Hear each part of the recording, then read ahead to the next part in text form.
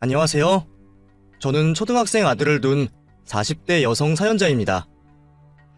어쩌다 이런 곳이 있다는 걸 알게 되고 다른 분들의 사연을 듣다 보니 저도 곧바로 사연을 보내야겠다 싶었어요. 제 사연은 남들에게 절대 할 수 없는 얘기라서 꼭 익명이 필요했거든요. 쉽게 말할 수 없는 일이기에 평생 비밀로 해야겠다 싶었지만 가끔은 속에 너무 무거운 짐을 지고 있는 것 같아서 답답할 때가 많았습니다. 그러다 보니 이렇게 익명을 빌려 사연을 보내면 조금은 그 짐이 덜어지지 않을까 싶더라고요. 그래서 없는 용기를 끌어내어 이렇게 사연을 보내게 되었습니다. 저는 어릴 적 엄마와 단촐하게 살았습니다. 날 때부터 아버지가 없었던 저는 오랫동안 아버지를 그리워했었어요. 엄마는 아버지가 일찍 돌아가셨다고 말씀하셨지만 아버지 이야기만 나오면 말을 아끼시던 엄마를 보면 그 말을 온전히 믿지는 않았습니다. 집안에 아버지 사진 한 장 없다는 것도 일반적인 일은 아니다 싶었죠. 자라면서 점점 눈치가 생겼던 저도 이상하다는 생각을 못하지는 않았습니다. 그래서 저는 엄마가 나를 낳기 전에 이혼을 하셨거나 아니면 어떤 사고로 미혼모가 되셨거나 자식 앞에서는 차마 말 못할 사정이 있을 거라 생각했죠. 언젠가 때가 되면 그 사정을 얘기해 주시겠지 생각하며 때를 기다렸던 저는 결국 한창 사춘기였던 중학생 시절 그 사정을 알게 되고 말았습니다. 어느 날 학교를 다녀와서 집에 들어가려는데 집안이 무척 소란스럽더라고요. 그리고 문을 열고 집 안으로 들어간 저는 저희 엄마 머리채를 잡고 깽판을 치는 웬 아주머니를 보게 되었습니다. 우리 엄마가 처음 보는 그 아주머니 손에 잡혀 속절없이 얻어맞고만 있던 걸 보게 된 저는 놀라서 당장 달려가 엄마를 구하려고 했어요. 제가 아주머니 앞을 가로막자 아주머니가 저를 보고 그러시더라고요. 왜 이러세요? 누구신데 남의 집에서 이러세요? 그만 안 두면 경찰 신고할 거예요? 인연이 네 딸년이구나. 인연 퇴바라진 것 좀 보게. 어디서 어른 앞에 따박따박 대들어. 네 딸 보니까 너 같은 년 뱃속에서 나온 년이 맞긴 한가 보네. 이 더러운 거사 저리 안 꺼져? 그만하세요. 잡는 건 나 하나면 족하지 왜 애한테까지 그래요? 감히 남의 남편이랑 눈 맞아서 남의 씨 훔쳐간 년이 지 새끼는 귀한가 보지? 이 더러운 년들아!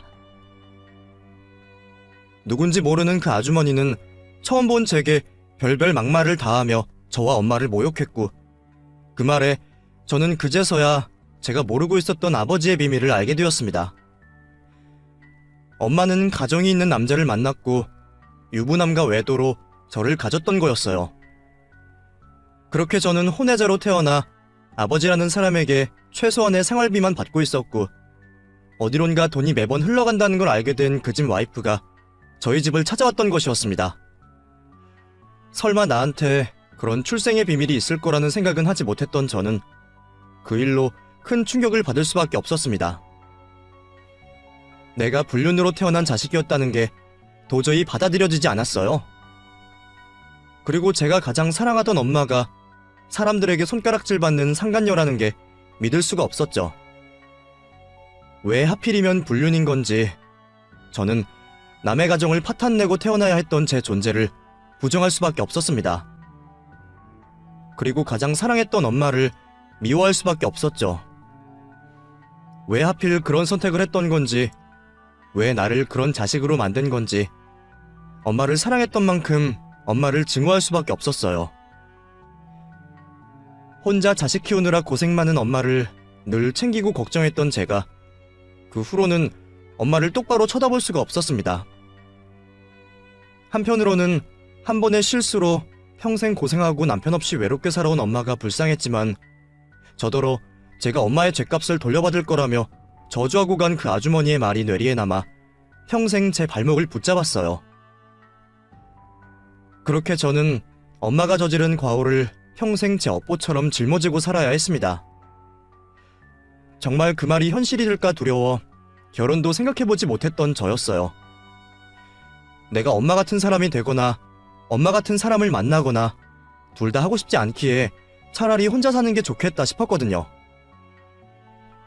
하지만 다 인연이라는 게 있는 건지 저는 저를 진심으로 아껴주고 사랑해주는 남자를 만나게 되었습니다. 더러운 핏줄이라는 생각에 제 스스로도 아끼지 않는 저를 자기보다 더 챙기고 보듬어주는 사람이었죠. 그래서 저는 이런 사람이라면 평생 믿고 살 수 있을 거라는 생각에 결혼을 결심하게 되었습니다. 그렇게 어렵게 가정을 꾸린 저는 결혼 후 하루빨리 아이를 가지고 싶었어요. 다정한 남편에 귀여운 아이까지 있으면 제가 늘 부러워하고 바라던 행복한 가정의 모습을 완성할 수 있을 것 같았거든요. 혼외자로 고통받고 살았던 제 인생에 늦게나마 보상을 받고 싶었던 저는 하루빨리 아이가 찾아오기를 기다렸습니다. 하지만 저희는 오랫동안 좋은 소식을 듣지 못했어요. 어쩌면 정말 그 아주머니가 저주라도 한 건지 저는 임신이 어려웠죠. 갖은 노력을 하고 별별 짓을 해봐도 아이는 찾아와 주지 않았고 몇 년을 고생하던 저는 점점 지쳐만 갈 뿐이었습니다. 몇 년 동안 같은 일로 스트레스를 받다 보니 저는 점점 더 예민해질 수밖에 없었어요.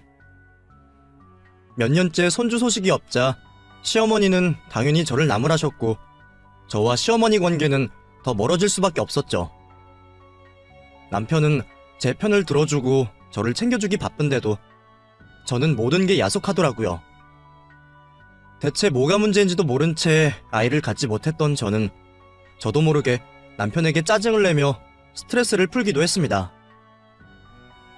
그렇게 8년이라는 시간을 겨우 버텨왔던 저는 너무 이른 나이에 친정엄마의 죽음까지 겪어야 했어요. 소원한 사이였지만 막상 엄마가 돌아가시니 견디기 힘들더라고요. 계속된 안 좋은 일에 저는 더 이상 버틸 수가 없었습니다. 우울증인지 히스테리인지 저는 더 예민해지고 남편을 더 힘들게 만들었어요. 지난 10년간 남편도 그런 저를 견디고 참느라 참 많이 고생이었을 거라 생각했습니다. 저도 마음으로는 알고 있는데도 행동은 그렇지 못했죠. 그리고 그게 결국 남편을 벼랑으로 밀어버렸던 건지 처음에는 눈물까지 흘리며 저를 걱정하던 남편이 어느 순간부터는 견디기 힘든 듯 전과 달라지는 게 보이는 것 같았습니다.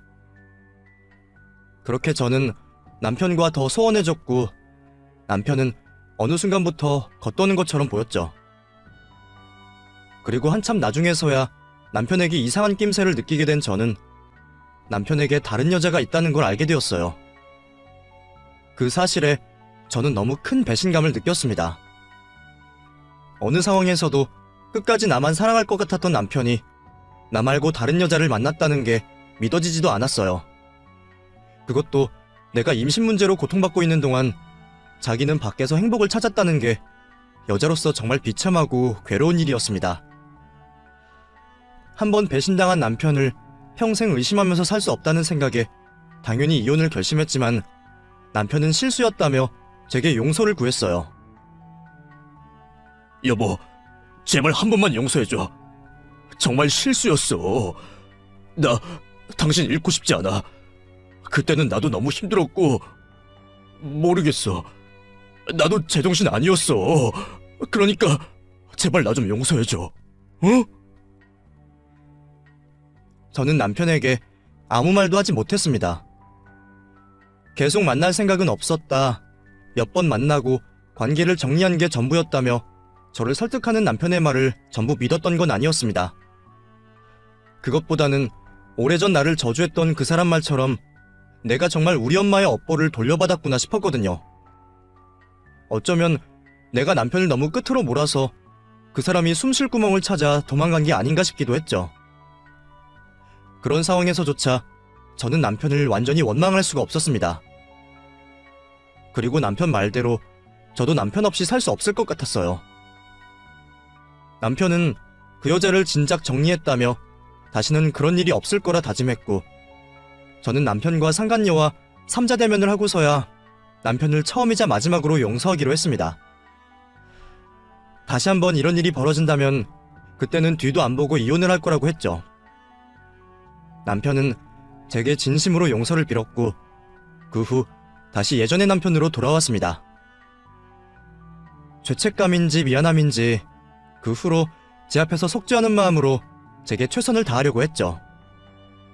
하지만 이미 한 번 금이 간 관계의 회복은 그리 쉬운 일이 아니었습니다.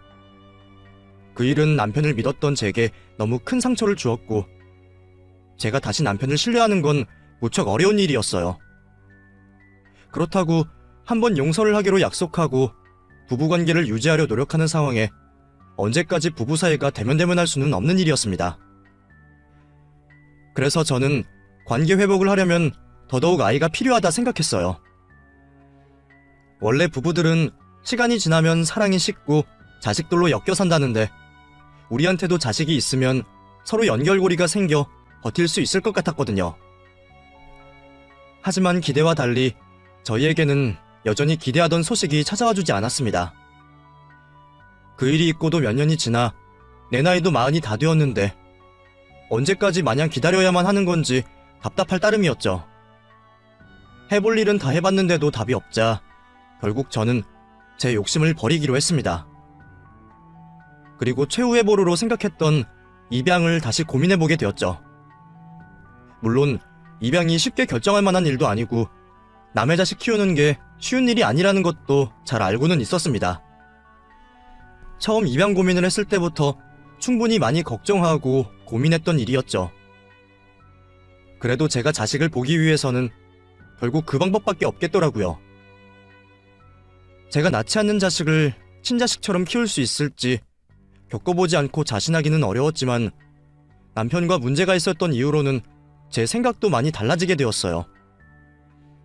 바람난 남편도 눈 감아준 내가 밖에서 얻어온 자식 하나 내 새끼로 못 품을 것도 없을 것 같았거든요.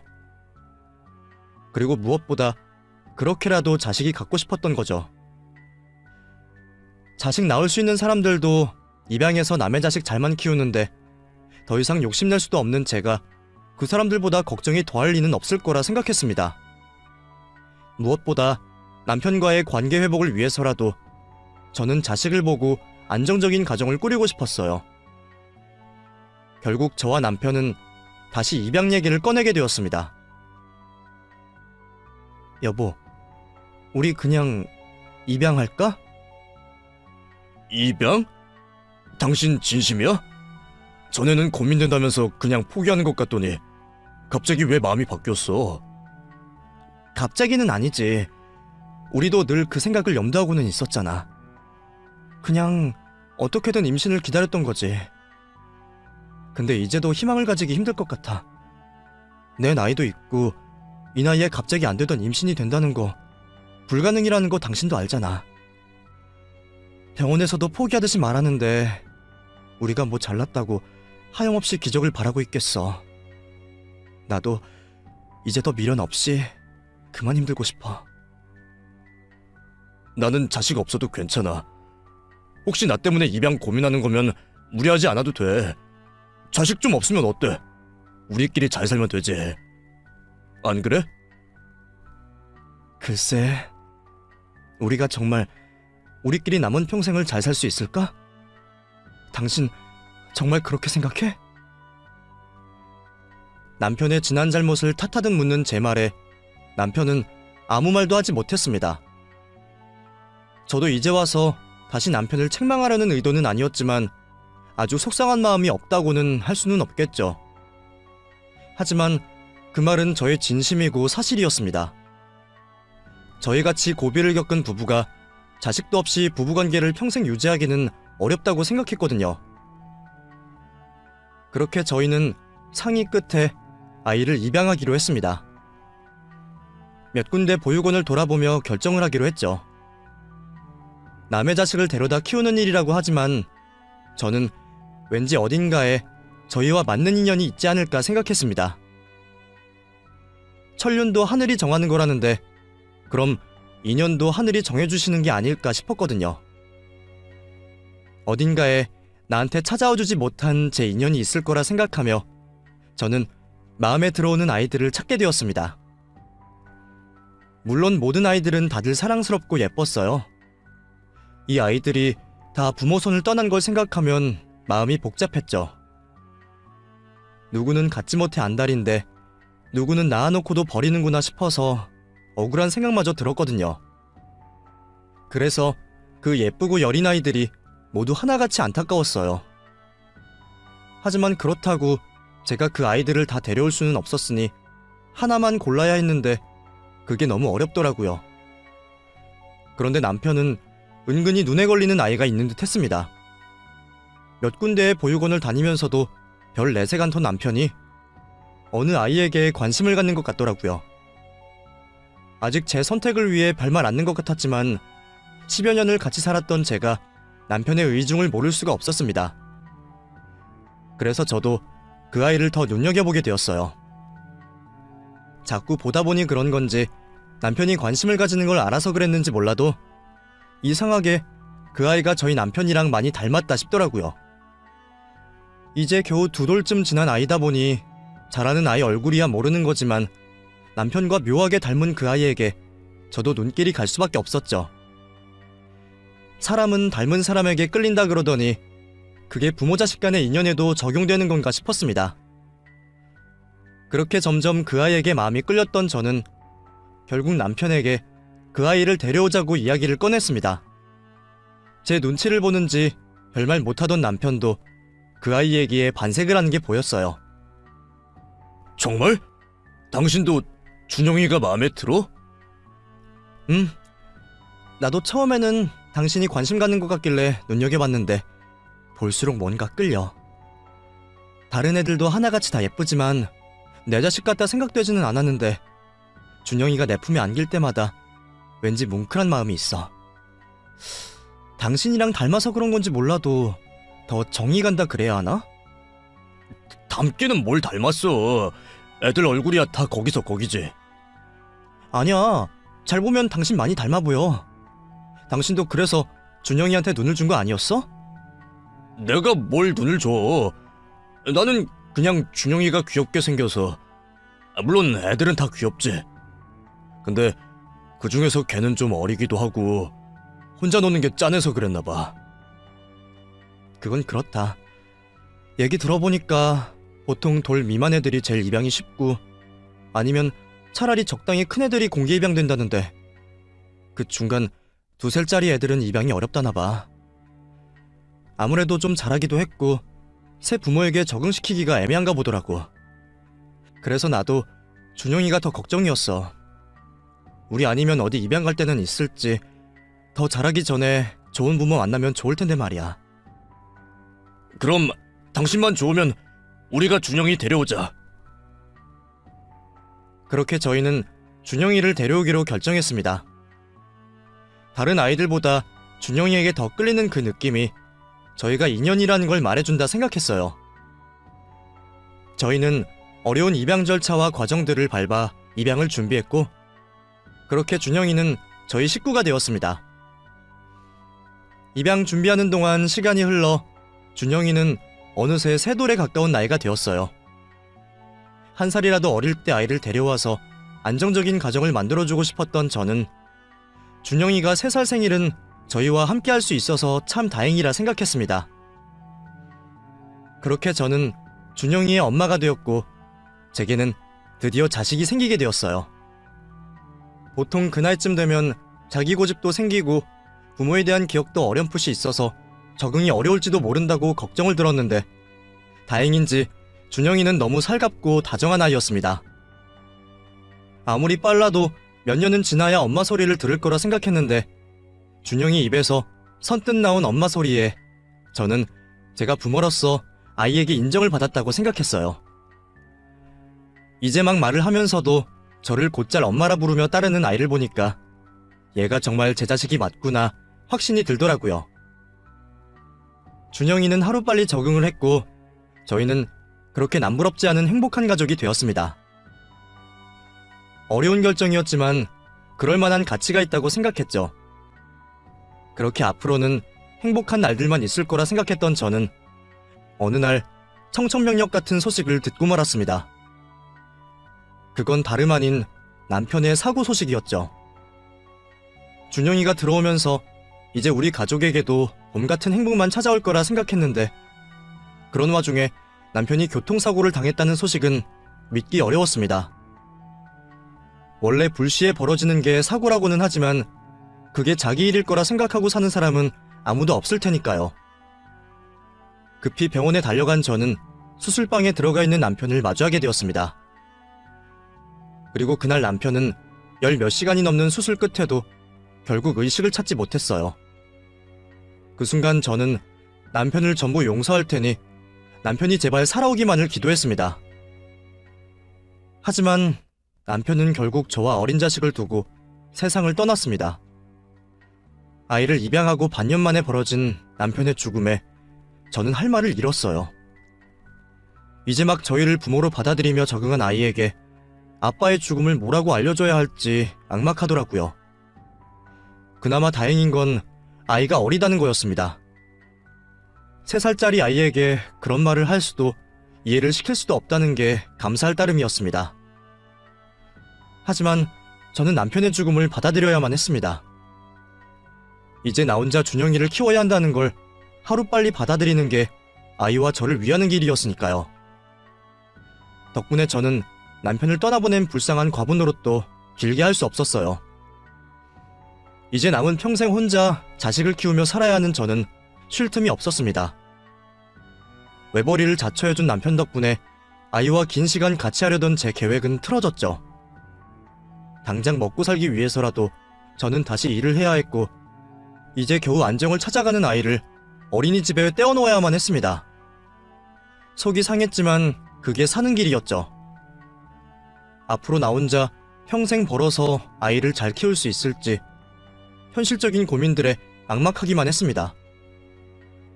저 혼자 벌어서 대충 먹고 살 수는 있다고 해도 아이에게 해주고 싶은 걸 다 해줄 자신은 없었거든요. 어렵게 남의 자식 데려와 키우게 된 마당에 아이를 돈 때문에 고생시키고 싶지 않았기에 저는 더욱더 열심히 살 수밖에 없었어요. 그러던 어느 날 저희 집으로 웬 퀵서비스 택배 하나가 도착했습니다. 과일 박스 정도 되어 보이는 상자였는데 일단 제 이름에 저희 집 주소로 보내졌다니 받기는 받았지만 보내는 사람 이름이 없는 그 택배에 저는 당황스러웠습니다. 기사님, 이거 누가 보낸 건지 알 수 없나요? 왜 주소나 이름이 없죠? 글쎄요. 저도 회사에서 갖다 주라니까 갖고 온 거지 뭔진 모르겠네요.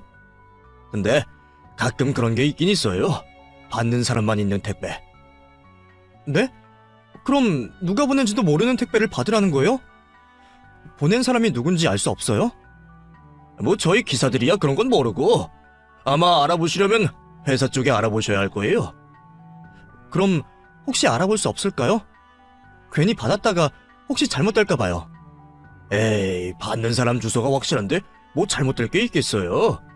저 바쁘니까 궁금하면 회사에 연락해보시던가요. 일이 많이 밀린 건지 자꾸 캐묻는 제 질문에 귀찮다는 듯 대답하던 택배기사는 제게 회사 전화번호 하나만 남기고 그대로 돌아가 버렸습니다. 결국 어쩔 수 없이 물건을 받아든 저는 무거운 택배를 겨우 들어 집 안으로 들였어요. 그리고 고민 끝에 제 앞으로 도착한 택배를 확인하게 되었습니다. 뭐가 됐건 내 이름도 알고 우리 집 주소도 알고 있으니까 나를 알고서 보낸 물건은 맞는 것 같더라고요. 안을 열어보면 뭐라도 알겠지 싶었던 저는 평소처럼 칼을 들고 와 박스를 열었습니다. 그리고 그 내용물을 확인한 저는 너무 놀라 제 눈을 믿을 수가 없었죠. 박스 안에 들어있던 것은 다름 아닌 돈이었습니다. 5만원과 1만원권이 섞여 여러 다발로 들어있는 어마어마한 양의 돈이었어요.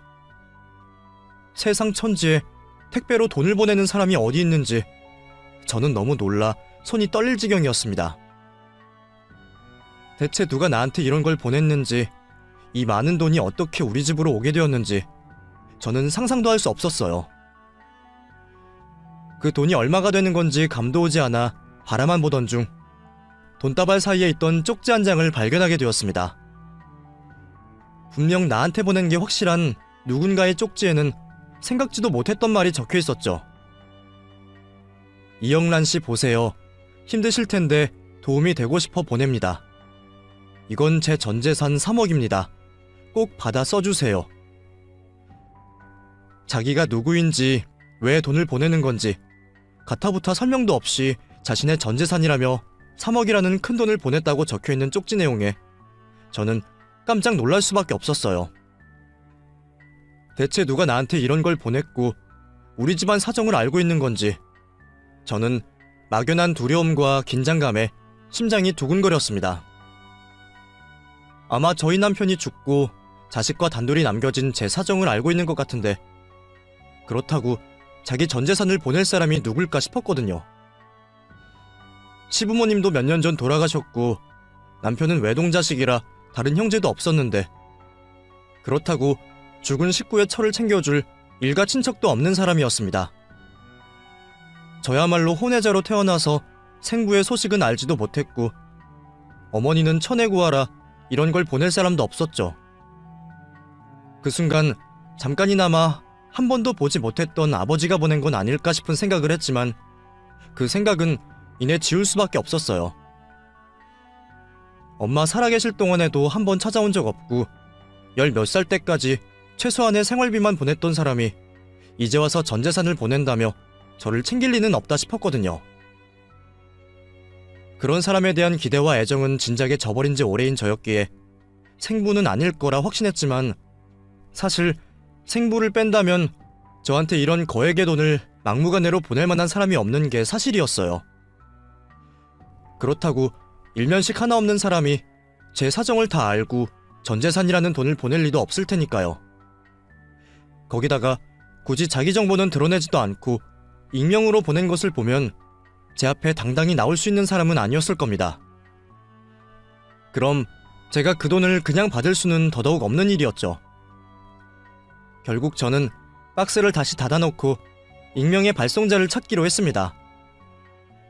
낮에 퀵택배 기사한테 회사 번호를 받아놓았던 저는 곧장 회사에 전화를 해봤어요. 익명으로 택배를 받았다며 누가 보낸 건지 알고 싶다고 했더니 그쪽에서는 자기네들도 모른다며 딱 잡아떼더라고요. 그럴 수가 있냐며 자꾸 캐물었더니 이제는 개인정보라며 못 알려준다고 하는 거죠. 답답한 택배업체의 태도에 화가 난 저는 어쩔 수 없이 택배회사로 직접 찾아가게 되었습니다. 가서도 설득을 하던 협박을 하던 보낸 사람을 알아야겠다 싶었거든요. 뭐 끝까지 못 알려주겠다고 한다면 경찰에 신고를 해서라도 알아낼 생각이었습니다. 그런 각오로 회사를 찾아간 덕분인지 그쪽에서도 결국 마지못해 제게 정보를 알려주었습니다. 이름이나 연락처는 개인정보라서 알려줄 수 없지만 자기네들이 택배를 픽업한 위치는 알려주겠다며 주소를 하나 적어주더라고요. 그렇게 주소를 받게 되었지만 그 주소 역시 제가 아는 곳은 아니었습니다. 제가 아는 사람이거나 지인이라면 동네 이름이라도 눈에 익었을 텐데 그곳은 제가 한 번 가본 적도 없는 낯선 동네였어요. 그렇게 주소 하나 받아든 저는 곧바로 그 주소로 찾아가게 되었습니다. 도착한 집은 그냥 평범해 보이는 작은 빌라였죠. 이상할 것도 없는 주거시설에 안도를 한 저는 택배의 주인공을 만나기 위해 현관문을 두드렸습니다. 하지만 아무리 문을 두드려도 집안에는 기척이 없었어요. 혹시 택배회사 쪽 사람들이 내가 귀찮아서 아무 주소나 대충 알려준 건 아닌가 싶어 주변을 서성이던 그때 옆집에서 누군가 나오는 소리가 들렸습니다. 수수한 인상의 젊은 여자 하나가 쓰레기를 버리려는 듯 나오는 걸 보게 된 저는 이웃이라면 혹시 이 집 주인의 사정을 알지는 않을까 싶어서 그 사람을 붙잡고 이야기를 묻기로 했습니다. 그러자 그 이웃이 놀라운 이야기를 해주더라고요.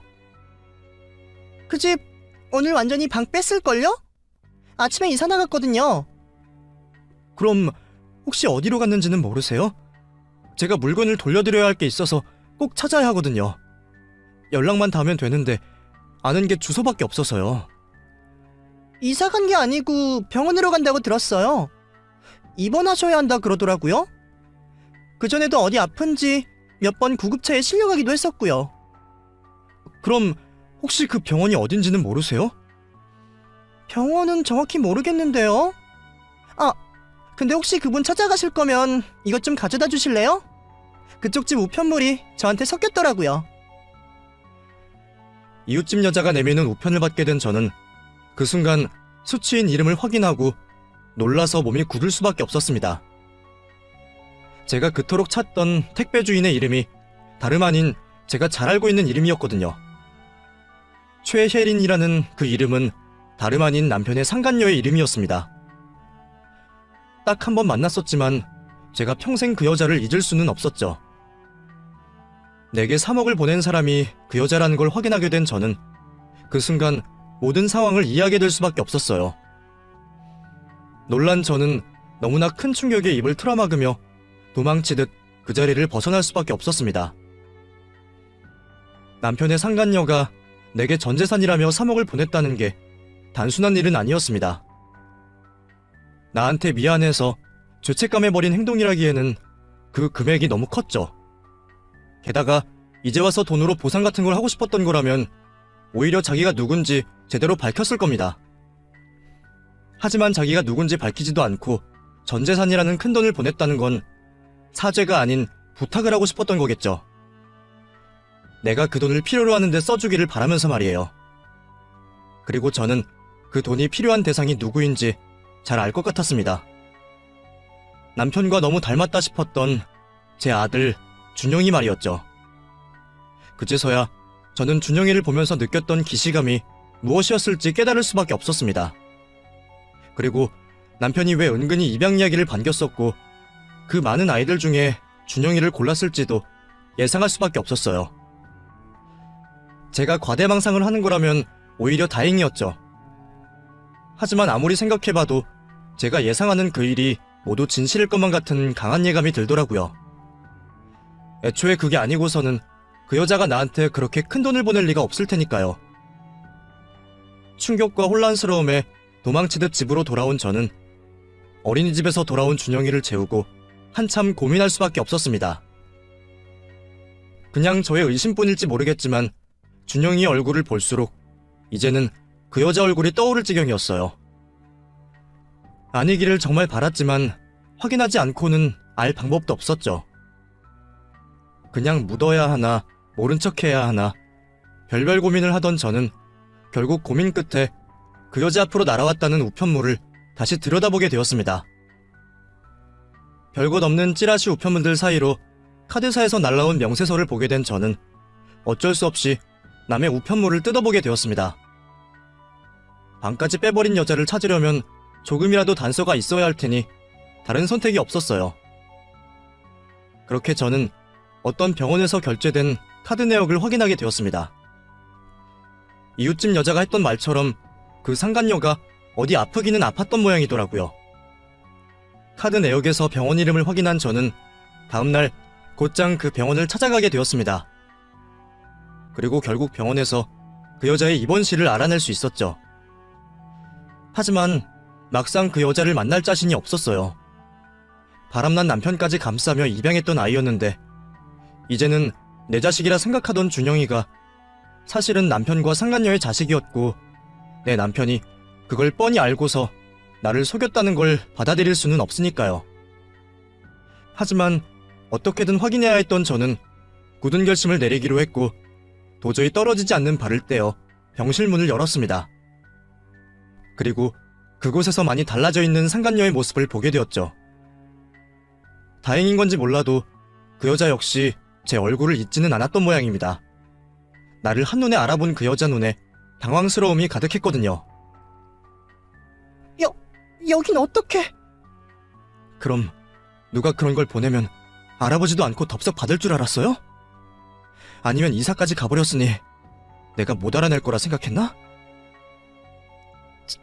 죄송해요. 그런 게 아니라 저는 그저 도움이 좀 되고 싶어서 그랬습니다. 그런 핑계 듣고 싶어서 온 거 아니에요. 내가 바보도 아니고 당신이 왜 나한테 그런 돈을 보냈을지 대충 짐작되니까. 준영이 생모가 당신이었어? 단도직입적인 저의 물음에 그 여자는 죄인처럼 처참한 표정으로 아무 말도 하지 못했습니다. 침묵이 긍정이라는 것을 아는 저는 결국 마주하고만 진실에 숨을 삼킬 수밖에 없었죠. 머리로는 이미 알고 있었지만 차라리 아니기를 바랬는데 결국 이변은 없었습니다. 저는 분노와 당혹스러움과 슬픔에 도대체 무슨 말을 해야 할지 모를 지경이었어요. 나를 끝까지 기만하느냐 따져 물어야 맞는데도 파리한 그 여자한테 도저히 소리를 지를 수가 없겠더라고요. 무슨 상황인지 말이나 들어보죠. 대체 뭐예요? 병원에 입원까지 하고 꼴도 말이 아닌 것 같은데. 나한테 전 재산 맡긴 건 무슨 의미죠? 양육비라는 건가요? 예상하셨겠지만 저 얼마 안 남았어요. 사실 보낸 그 돈 제 목숨값이에요. 제가 그런 큰 돈이 당장 있을 리도 없고 살던 집은 월세거든요. 근데 운이 좋게도 제 앞으로 보험금이 나온다고 하더라고요. 그게 3억 정도 되는데 그 돈을 아는 지인이 먼저 빌려주기로 했어요. 내가 죽으면 대신 보험금을 수령하기로 하고요. 그래서 돈부터 먼저 보낸 거예요. 내 목숨값으로 준영이랑 영란 씨한테 도움되고 싶어서. 그럼 처음부터 준영이 우리 집에 보낼 생각이었던 거예요? 내 남편이랑 둘이 짜고? 믿으실지 모르겠지만 그건 아니었어요. 준영이 태어난 거 그 사람은 처음에 몰랐어요. 나 혼자 내 호적에 올려서 낳았고 평생 제가 키우려고 그랬어요. 그런데 병을 알게 되고 매일 병원 다니면서 제가 아이를 챙길 수가 없었어요. 언제 죽을지 모르는 시한부 인생인데 제가 아이를 데리고 있을 수는 없잖아요.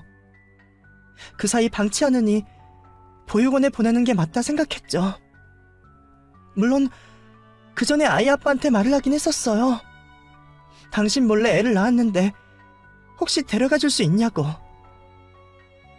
그래서 내 남편이 뭐라 그랬어요? 데려가겠다고? 아니요. 왜 자기 허락도 없이 애를 낳았냐고 화를 내면서 안 된다 하더라고요. 그때 나랑 있었던 일은 철저하게 실수였고 와이프한테 더 상처 줄 수는 없다고. 대신 양육비를 보내겠다고 하길래 그냥 됐다 그랬어요. 그리고 결국 아이는 보육원에 보내게 됐죠. 근데 나중에 그 사람도 그 일을 알게 됐던 모양이더라고요. 내 사정도 알게 됐고요. 그 사람이 작정하고 영란 씨를 속인 건지 어쩐지 모르겠지만 저도 준영이가 그 집에 입양된 것 보고 깜짝 놀랐어요. 솔직히 영란 씨한테 미안하지만 아이를 위하면 다행이라 생각했어요. 너무 솔직하게 말하는 건 아닌가 싶을 정도로 노골적인 진심에 저는 기가 막혔습니다. 나한테 못할 짓이라는 걸 알면서도 아이를 위해 묵인했다는 여자나 나를 생각한다고 하면서도 입양하자는 내 말에 은근슬쩍 자기 핏줄을 데려온 남편이다. 다들 참 자기 생각밖에 못하는구나 싶더라고요. 그런 게 부모 마음인지는 모르겠지만 아무것도 모르고 뒤통수를 맞은 저는 속에서 천불이 날 지경이었습니다. 그런 줄도 모르고 아이가 남편을 닮았다며 내심 다행이라 생각한 제가 바보 천치 같았어요. 할 수만 있다면 죽은 남편을 데려와 뺨이라도 때리고 싶었죠. 잘못한 거 잘 알고 있습니다. 처벌받을 거라 생각해요. 어쩌면 아이 아빠나 저나 지금 천벌을 받고 있는 건지도 모르죠. 그 사람도 갑작스러운 사고로 떠나버렸고 저도 이제 곧 꺼질 목숨이니까요. 근데 아이는 잘못이 없잖아요. 그리고 영란 씨도 죄가 없죠. 그래서 제가 속죄를 할 수 있는 길은 그것밖에 없을 거라 생각했어요. 보상이라고 해야 하는지 지원이라고 해야 하는지 모르겠지만 뭐라도 도움이 되고 싶었거든요. 그렇다고 사죄받을 생각도 아니었습니다. 그냥 제가 끝까지 모른 척하고 아무것도 안 하기에는 미안해서 그랬어요. 그 여자는 제 앞에 무릎을 꿇고 사죄를 하며 눈물을 펑펑 흘리고 있었습니다. 사람을 가지고 놀아놓고 미안하다는 생각은 든다는 게 참 이상하다 싶었어요. 그럼 애초에 그런 짓을 벌이지 않았으면 될 걸 어쩌다 이런 파국을 만들었나 한탄만 나오더라고요. 아무리 실수였다고 하나 두 사람이 제게 씻을 수 없는 상처를 준 건 사실이었습니다. 그리고 그 후 일이 어떻게 꼬였던 한번 발등 찍힌 제게 또다시 그런 짓을 했던 거잖아요. 그러니 당연히 화가 나고 그 여자를 찢어 죽여도 시원치 않을 것 같은데도 이상하게 저는 왠지 모를 연민도 들었습니다. 아픈 몸으로 제 앞에 무릎 꿇고 있는 그 여자 모습에서 오래전 저희 엄마의 모습이 겹쳐 보였거든요. 남자 하나 잘못 만나서 상간녀로 낙인 찍히고 생겨버린 자식을 외면하지 못해 평생 미혼모에 혼외자식 낳은 더러운 여자로 살아야 했던 저희 엄마가 그 여자와 참 많이 닮아 보였어요. 그걸 동정이라 해야 할지 연민이라 해야 할지 모르겠지만 이제 와서 그 여자만을 비난하기에도 조금은 미안했죠. 제일 큰 잘못이라면 결혼한 몸으로 다른 여자를 만난 제 남편일 텐데 이제 와서 제가 죽은 남편을 살려서 탓하고 욕할 수도 없었으니 말이에요. 그 여자만 탓하기에는 조금 불공평하지 않나 싶은 생각이 들었던 저는 더 이상 그 여자를 욕할 마음도 기력도 없었습니다. 죽음을 앞두고 있는 여자를 죽이겠다고 복수를 할 수도 없고 저는 완전히 손발이 다 묶인 상황이었으니까요. 그냥 이 상황을 어떻게 받아들여야 할까 그게 제일 걱정이었죠. 하지만 그런 고민에 대한 결정은 생각보다 쉬운 일이었습니다.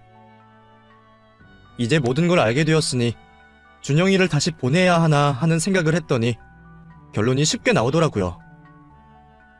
저는 무슨 일이 있어도 준영이를, 제 아들을 포기할 수가 없었습니다. 자식을 위해 모든 일을 할 수 있는 게 부모라고 하는데 준영이가 제가 배 아파 낳은 자식이 아니어도 제게는 자식이었고 그럼 저도 자식을 위해서는 무슨 일이든 감수할 수 있는 엄마였어요. 그러니 준영이의 출생의 비밀을 알게 되고 그게 제게 치부가 되고 상처가 되더라도 저는 아이를 위해 제 상처를 묻어야만 했습니다. 그리고 그게 저를 살릴 마지막 길이라는 걸 저는 알고 있었어요.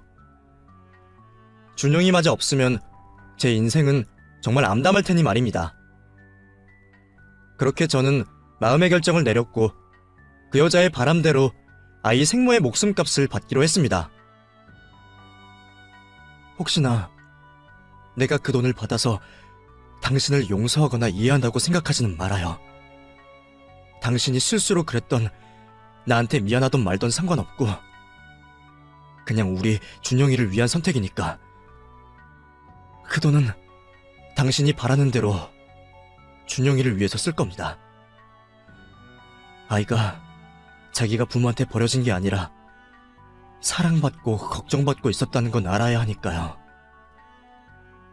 그리고 그 돈으로 준영이는 내 자식으로 잘 키울 거예요. 당신 대신 잘 키운다 그런 소리는 안 할 거예요. 당신이 그 애를 포기한 순간부터 준영이는 내 자식이었으니까. 자기 자식 목숨 바쳐 키우는 게 부모 당연한 도리니까요. 그렇게 말을 한 저는 병실을 나와 아이에게 달려갔습니다. 그리고 영문 모른 채 저를 반기는 아이를 꼭 끌어안으며 제 다짐을 다시 한번 견고하게 했죠. 아이의 생모가 누구이건 그건 이제 제게 중요하지 않았습니다. 어쩌다 알고 싶지 않은 진실을 알게 되었지만 준영이를 위해서는 생모가 누군지 아는 게 다행인 일이다 싶었어요. 혹시 나중에 아이가 생모에 대해 궁금해한다면 제가 무슨 말이라도 해줄 수 있을 테니까요. 그렇게 저는 아이만 생각하기로 하며 제 인생을 건 결정을 내렸습니다. 그리고 얼마 뒤 저는 준영이의 생모가 죽었다는 소식을 듣게 되었죠.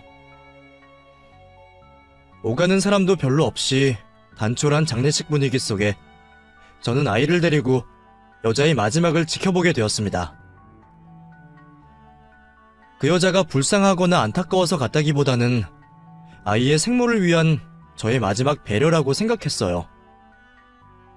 어쨌건 마지막까지 아이를 걱정하며 자기 목숨값을 내 손에 맡긴 여자이니까 그 정도는 해주는 게 좋겠다 싶었거든요.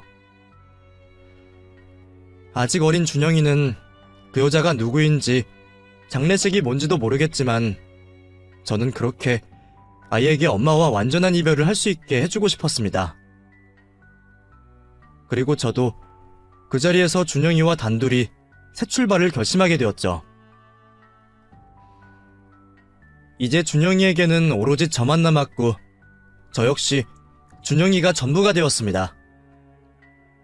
아이 생모는 죽는 그 순간까지 아이 걱정을 했을지 모르겠지만 저는 그런 걱정이 무색하도록 아이를 잘 기를 생각이었어요. 그래서 핏줄보다 인연이 더 중요하다는 걸 제가 꼭 보여주고 싶거든요.